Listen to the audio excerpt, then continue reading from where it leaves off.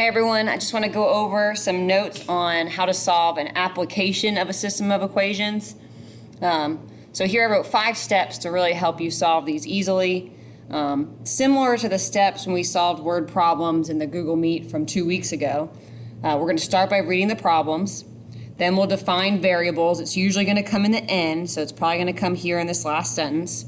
Then we'll reread the problem and translate into math, meaning use numbers, use my variables that I labeled, and then finally we'll solve the system and label our answer. So here in example 1, Chelsea and Ashley each improved their yards by planting daylilies and shrubs. They bought their supplies from the same store. Chelsea spent $88 on 12 daylilies and 4 shrubs. Ashley spent $56 on 6 daylilies and 5 shrubs. Find the cost of 1 daylily and the cost of 1 shrub. So I read the problem. Now let's define X and Y. So X and Y are going to be our 2 types of plants. So we'll call X, we'll use X for daylilies and Y for shrubs.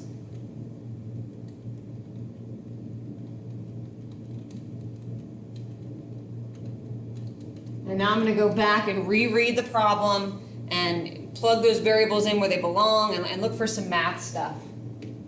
So let's see, if I go back to the problem, they bought their supplies from the same store. Chelsea spent $88. That was on 12 daylilies and 4 shrubs. There's one of my equations. So I'm going to write it a little bit backwards. So she got 12 daylilies. We called daylilies X. And the word and in math usually means plus. And then 4Y, because shrubs are Y. And that totaled $88. Then similar for my next equation, Ashley spent $56 on 6 daylilies and 5 shrubs. So hers is going to be 6x plus 5y, and she spent $56. So now I'm going to solve this system, and just by looking at it, I think I want to do elimination. I'm going to try to get rid of the x's because I see like 12x and 6x. I can make those into opposites. So I'm going to choose here to I'm going to choose to divide this top equation by -2. Because if I divide the top equation by -2, that's going to make this first term a -6x. And that's the whole goal of elimination.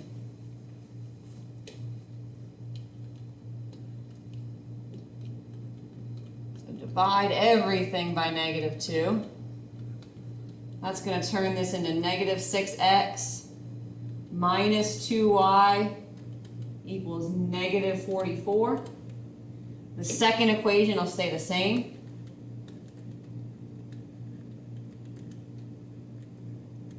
And now I'm going to do the old school addition and add down so I can see what cancels. And it looks like the x's are going to cancel like I wanted them to. The y's are going to be 3y.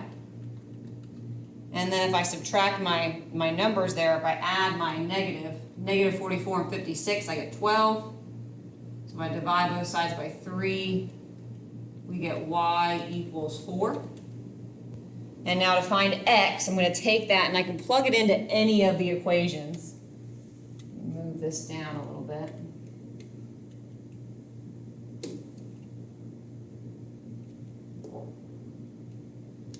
So I'm going to take it, I'm just going to put it into the second equation. So 6x plus 5y, but we just found y was 4. Oops. And that equals 56. So that's 6x plus 20 equals 56. I'll subtract this 20 from both sides. I have 6x equals, oops, that's 56, sorry, my typo. And then 56 minus 20 is 36. And if I divide both sides by 6, I get x equals 6. So my solution is $6 for each daylily and $4 for each shrub. I'll do one more, but they all really work the same. So this one is about vans and buses. So Yellowstone National Park is a popular field trip destination. This year, the senior class of high school A and the senior class of high school B both planned field trips here. The senior class of high school A rented and filled 2 vans and 13 buses with 653 students. High school B rented and filled 4 vans and 10 buses with 522 students. Every van had the same number of students as it did buses. Find the number of students in each van and each bus. So there's my variables. X is going to be the students in the van.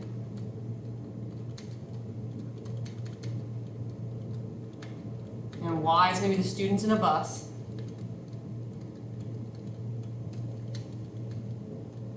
And we go back and read these. Let's look for our equations. So in the sentence or in the paragraph, here we got some information. We got 2 vans and 13 buses give me a total of 653 students. That's going to be my first equation. So 2x plus 13y equals 653. And then my next sentence, I think will give me my other one. High school B had 4 vans and 10 buses with 552. So it's going to be 4x plus 10y equals 522. And now I got to choose a way to solve this. And I'm again going to use elimination.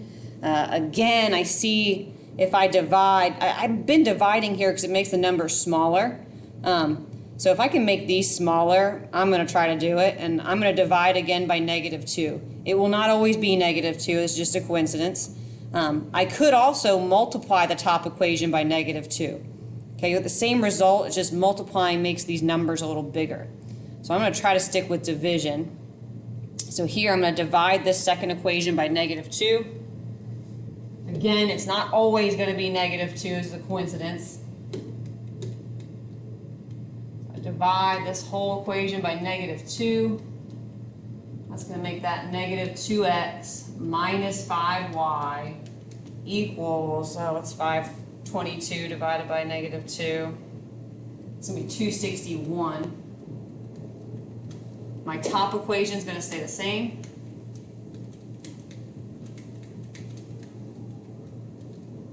And now when I add down and do old school addition, my x's cancel. I'm going to have 8y.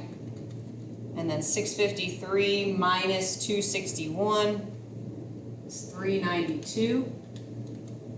And if I divide that by 8, we're going to get 49. Now to get the other variable, I'm just going to plug that in. You can plug it in anywhere. I'm going to plug it into the first original, I guess. 2x plus 13y, but instead of y, we know that's 49, equals 653. 2x plus, let's see what 49 times 13 is 637. And then when I subtract 653 minus 637, we get 16. And that's going to mean that x is 8. So I just solved that. That means there's going to be 8 students in each van.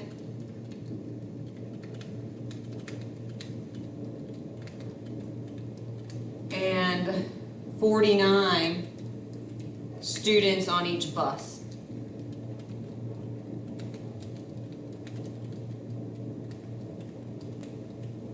All right, I think I have about 6 problems for you to try on your own, so happy solving.